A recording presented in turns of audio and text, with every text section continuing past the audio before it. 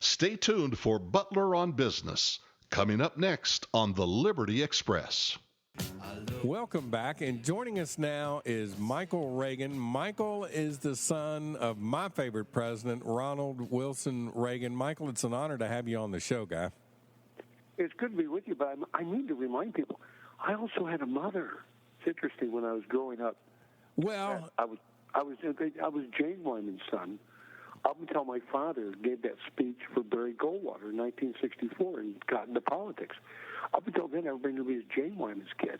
Then when Dad got into politics, I became Ronald Reagan's kid. So I had to explain to people, before 64 I had a father, and after 64 I had a mother. Well, were you and Maureen actually related, or were both of you adopted? Well, I mean, you really think about the question you just asked. It doesn't matter whether you're adopted or you're born into a family. You're brother and sister. I understand. So were we related? Yeah, we're related because, that's the way our families, really kind of put together. You really look at our family. My mother was adopted. My stepmother was adopted. I was adopted. My sister's daughter, Rita, was adopted. But we're all family. Well, one of my favorite stories that I've heard you tell is how you used to sit on the curb waiting for your father. Can you share that story with me? Well, no, on Saturdays, because, I boarded at school like all of us, kids in Beverly Hills did back when we were kids. I mean, I was 6 years old, 7 years old. I was boarding in school, so I'd come home on Fridays. And then Saturdays, I'd go to the ranch with my father. And he would, my parents had been divorced when I was 3. And so I would sit on the curb in front of 333 South Beverly Glen, either myself and a friend, and myself and my sister.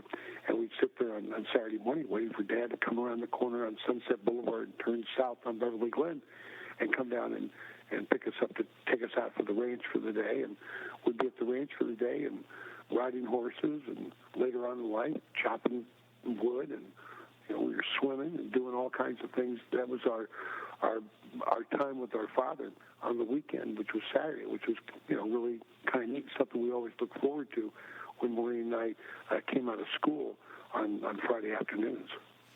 I went to a boarding school my last 3 years of high school. Unfortunately, many miles away, no one could come pick us up. But well, I actually got to a point I actually asked to be sent away. Well, because I boarded in school most all my life, except for a couple of years, and my friends who I lived around me were all day students, and I was 30 minutes from home in a boarding school. So my dad, my grades finally just started to go in the tank for a lot of myriad reasons.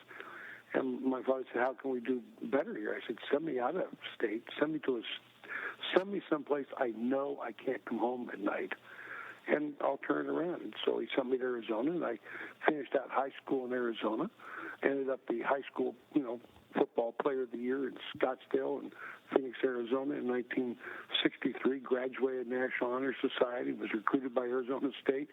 It turned it around because I just needed to get it out of my head that all my friends were leaving, going home, living next door to me, and I was staying in a school. Schools and boarding schools are not the warmest places on the planet. It's usually very dark, very gray, and very lonely.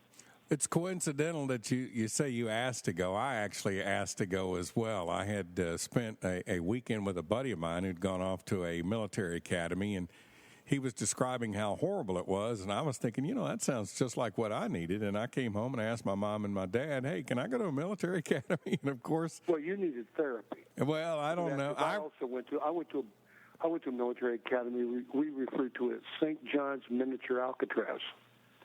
Well, it was run by the Sisters of Mercy, and I'm still looking for that.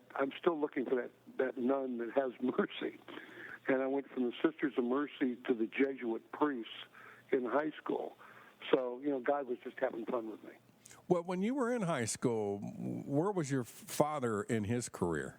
Not to overlook your mom. No, my dad, he was a working actor when he was working in high school. I was in high school back in 1960, so I was out of high school, graduated in 1964, and then he ran in 1966 for governor of the state of California. So, but the one thing the Reagans us Reagan children were not stupid, because what we did so we could raise hell or be hell raisers in high school is that we knew how famous our parents were. We knew how great a speaker our father was. So we always made sure that our father was going to be the commencement speaker at our graduations. That way, we could do about anything we wanted to do in school and not worry about getting kicked out. That's actually pretty wise of you. I can remember in the late 60s, my father raised me to be a University of Tennessee volunteer fan, and I remember either riding up to or back from Atlanta, Knoxville, making that trip and listening to your dad's radio program. So at an early age, I was thinking, man, if we could just get this guy to be president, we'd really have something. I really used to enjoy listening to him on the radio in those days.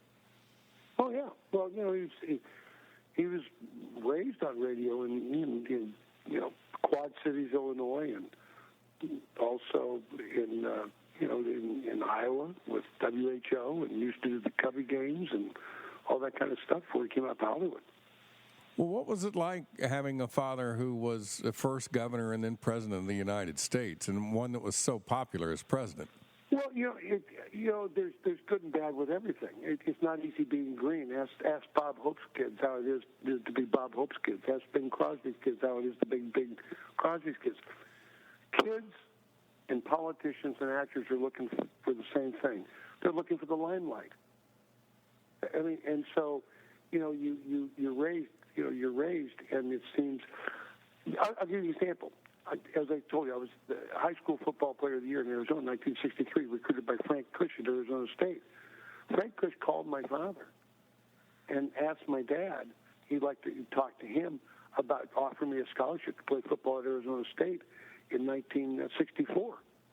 And when I got home for the holidays, after winning the state championship, my dad told me Frank Cush called. I said, "Oh, what'd you tell him?" He said, "Well, I told him to give that scholarship to some young kid that really needs it. You don't need a scholarship. I'll be paying for your education." I almost shot him. I mean, because you're looking for your own place. And so when my father turned down my scholarship from Frank Cush, who was a god, I mean, he was the Paul Bear Bryant of Arizona State. So, when he turned that down, it really kind of ticked me off, because it was like you just stopped me from having my own position, my own spot. And so it's very tough on that side. But then you finally have to get to a point and say, there's nothing's going to change that. Nothing at all. I tell a story about, walking into a bank and robbing the bank and shooting and killing all the tellers in the bank and walking out of the bank, and the policeman would be there, and he'd be there with his iPhone, and the first thing he would do is say, I loved your dad. Can I get a picture with you, please? And so I tried to tell him, I just killed 6 people and robbed your bank. He said, I know, but I just love your father. And let me get a picture of the guy. Can my partner get a picture with you also? And I said, I just killed 6 tellers. That's okay. That's okay. Oh, by the way, my wife loves your mother. Can I have another picture of you?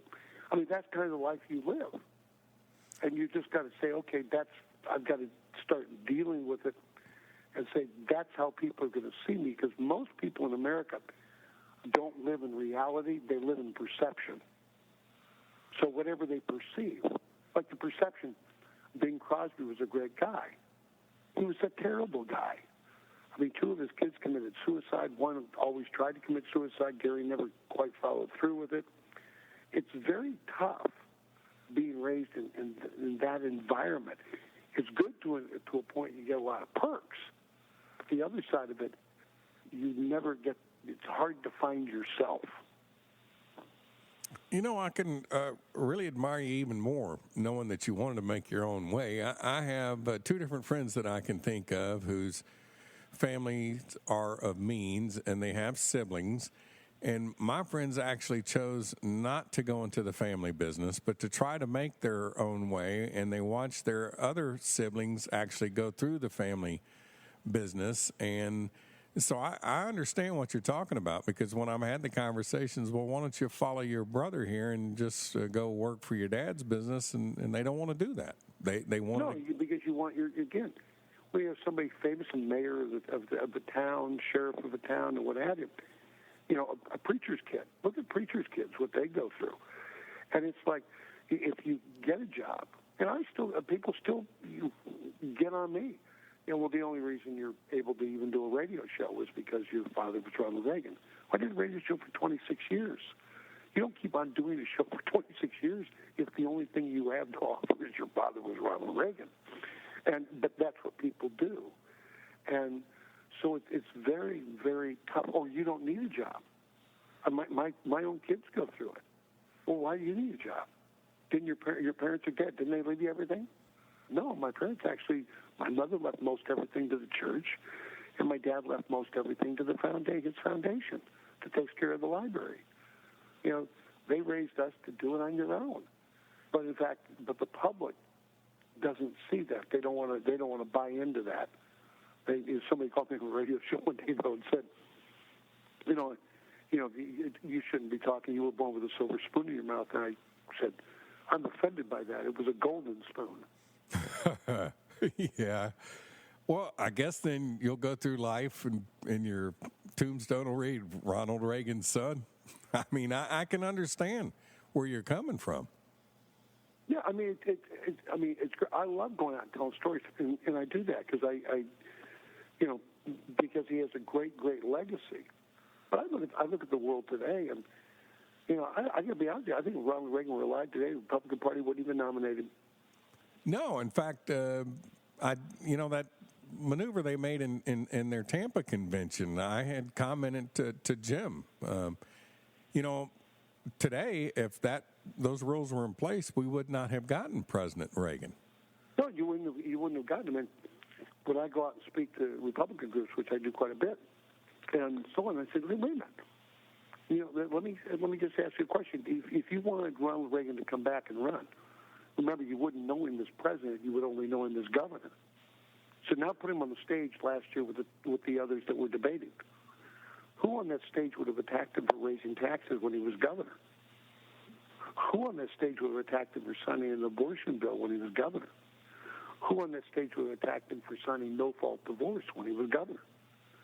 And I said, is the Republican Party now really prepared to start nominating a union leader? And the union he led was the Screen Actors Guild? And they just looked at me. I said, no, they aren't. And you would have people in radio that would refer to my father as a rhino, Republican in name only. Yeah, but I was going to say he comes at it from a totally different perspective. I don't want to label him, but he's definitely was not part of the establishment. The establishment would fight tooth and nail as they did to keep him from winning the nomination. Absolutely right. And he was a grassroots guy. But he wasn't a grassroots guy who went out and attacked his own. I don't ever remember him actually attacking anybody, and if he did, it wasn't so much an attack, it was a butt of a joke, a very funny joke. He was a great joke teller. Is the fact that he wouldn't go out then and start trying to replace Republicans that are in the Senate or in the House. He would go out to replace the Democrats in the Senate or the House. And it seems today that we attack our own. And that's why he came up with the 11th Commandment, not speak ill of another Republican. As bad as you may think a Republican is, he's much better. You can have Chuck Schumer, Nancy Pelosi. Go after those people. Put the effort into replacing the Democrats and getting a majority in the Senate. Not saying they're saying, wait a minute, we've got to replace our own because they didn't go along with us and how we felt. We need to replace our own. I mean, you have the infighting going on within the Republican Party, which my father would just be appalled by. He'd say, wait a minute, what are you doing? This is crazy. I mean, we find more reasons not to vote for someone than we find reasons to vote for somebody. We kick more people off the bus than we bring on the bus. I know one story that Jim may have shared with you when he traveled with your father to a union hall. And before the speech, they were booing him, and he said, hey, give me 5 minutes. If you don't like what I'm saying, I'll leave. And an hour later, they were giving him a standing ovation. How was he able to do that compared to what we see today, where they're just the politicians are just slinging bombs at each other? Well, because he didn't talk down to people. He talked with people. Whoever he was talking to at that moment were his best friends. Shook their hands coming into the room, shook their hands going out of the room. And he didn't talk about so much Democrat, Republican. He talked about shared values. And that's what we do not do in the Republican Party. And catch this, he went into a union hall. There's your first thing. He went into a union hall and spoke to them even though he wasn't wanted. We don't do that anymore. We stay away from people who we don't think will ever support us. We don't go into the black neighborhood except every 2 years during an election. We don't go in the Hispanic neighborhoods anymore unless it's every 2 years during an election period. We don't go into a union hall. Or if we get seen in a union hall, we're yelled at and screamed at by radio or whatever it might be. And so we only get involved in talking to people who disagree with us every 2 years. The Democrats talk to them all year long, all year, 24/7, 7 days a week. They live in the neighborhood. We don't. And if we want to start winning, we need to start getting in the neighborhood, living in the neighborhood. Yet your father seemed to just be able to do it so easily. I mean, he liked people. He didn't think of it as politics. He actually liked being with people. What a concept. Well, people liked him. That's right. People liked him because he didn't have to look at a consultant and ask a consultant what he thought today. He knew what he thought because he spoke from the heart. He spoke to us in parables. Today's politicians speak to us in sound bites. And most of those sound bites, many of them are angry. I would assume he was just as good a father as he was a speaker, a president, a governor, an actor. He must have been a hell of a dad. Well, no, I mean, the great thing about my dad is, and I said this when I eulogized him, the fact that even though my parents broke up when I was 3, he never forgot that he had a first family. That he had 2 kids from another wife. There's too many fathers today forget about the kids with the other wife. And they just take on the new family. They forget about the old family. You have 42,000 kids today will go to bed. 42 million children in America today will go to bed without a father in the home. And therein lies one of your major problems with what's going on in the world that we live in. The fact that you would see the Saturdays we would spend together out at the ranch, riding horses, chopping wood, painting fences, swimming, shooting ground squirrels. Him with a semi-automatic 22. Those are the things we did, he did and we did all together, and it was great. It was something to really look forward to. Do you spend much time yourself out at the library? I go out to the library. I'm the only Reagan that goes out to myself and my daughter Ashley, my son Cameron, and my wife. We're the only Reagans that really go to the library with any frequency. I'm out there more than any of the others in my family. Patty and Ron really don't go to the library. I think Ron's only been there a couple of times since it opened. Patty maybe a few times, but I go out there, quite a bit because I know that, I am the closest anybody out there is going to get to Ronald Reagan. So I enjoy going out there and speaking to the kids and what have you. I have friends who come into town, and I'll set them up with a docent to go on a tour. I have a foundation, a Reagan Legacy Foundation, which raises money to support these kids' scholarships for the kids that serve on the USS Ronald Reagan in San Diego. So I'm busy, doing that. I was down there, they were in dry dock for 15 months and up in Bremerton, Washington. I went up there a few times, and now she's back in San Diego. I went down there since she's gotten home. So, again, I try and do whatever I can to really, embrace, my father and his legacy so other people can get to know him, a little bit more. involved in opening up a Ronald Reagan exhibit, the Checkpoint Charlie Museum in Berlin in 2009, which just before the 20th anniversary of the fall of the Berlin Wall. We finally have a plaque now in the ground in front of the Brandenburg Gate to commemorate his speech he gave in 1987. So, I'm busy doing those kinds of things and out speaking and what have you. Now, the ranch is still there. I mean, what is the status of the ranch? Ranch is exactly the way it was the last day Dad left it. He didn't know he wasn't going back. He had Alzheimer's disease, and it's been preserved the way it was. Nancy sold it to Young America's Foundation. You want to go to YAF.org, you can do that, YAF.org.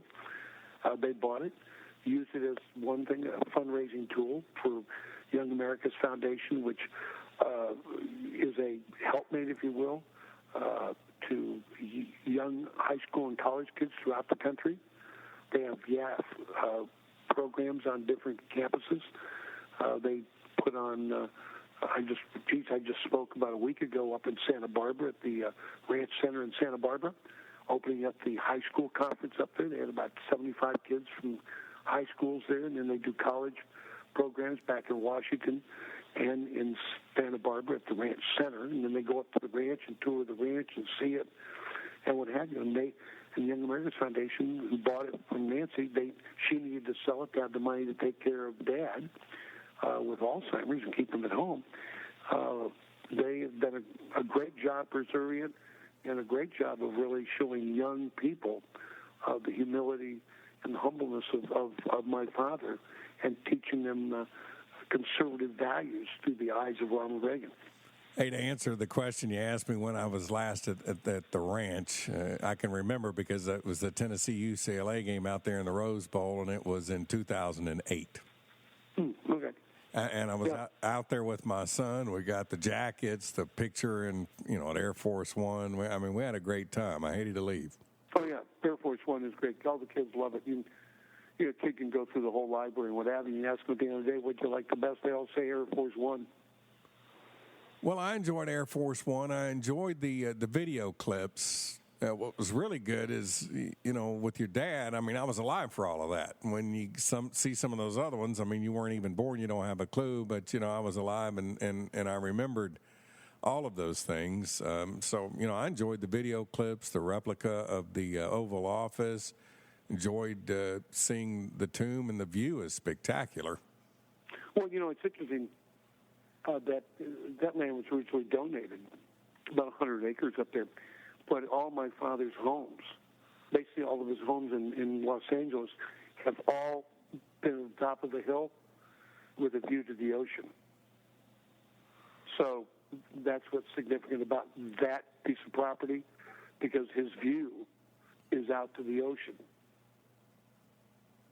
Well, I can. It was a hell of a view. I would say even on a overcast day, you've got a pretty good view of the ocean. But, before we run out of time, tell me about your radio show. Is it you're broadcasting out of California? No, I actually left radio in 2009. I just got too busy to be broadcasting anymore. I'm busy with the Reagan Legacy Foundation, doing things. I'm doing some things in Normandy. I opened up the program in Berlin. We have 3,000 people a day go to the Checkpoint Charlie Museum and now see, and they can learn about Ronald Reagan, the plaque, doing those things. I speak all over the country, different groups, pro-life groups, family groups, political groups. So I'm not speaking quite a bit throughout the country. I just didn't have time to do 3 hours of radio again each and every day. And I think radio, to an extent, has gotten really, there's 1,000 people. When I first got out, there was 3 of us. Now there's 1,000. And everybody's kind of saying the same thing to the same people and accomplishing nothing. So I thought I'd go out and accomplish something.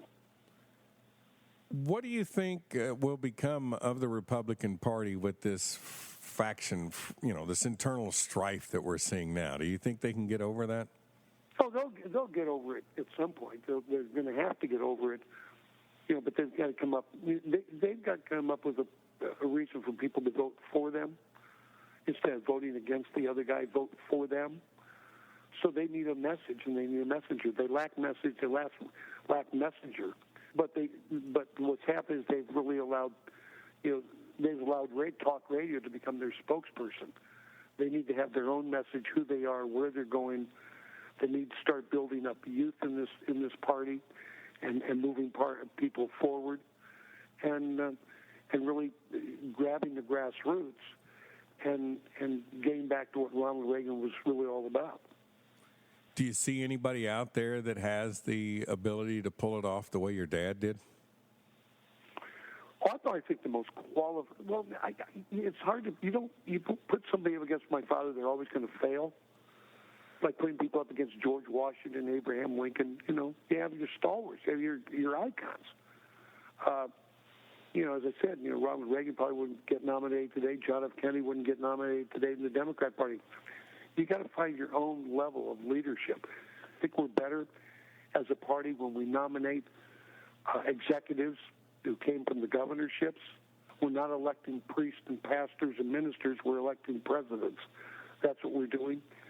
That's what I mean. We'll find a reason not to vote for someone.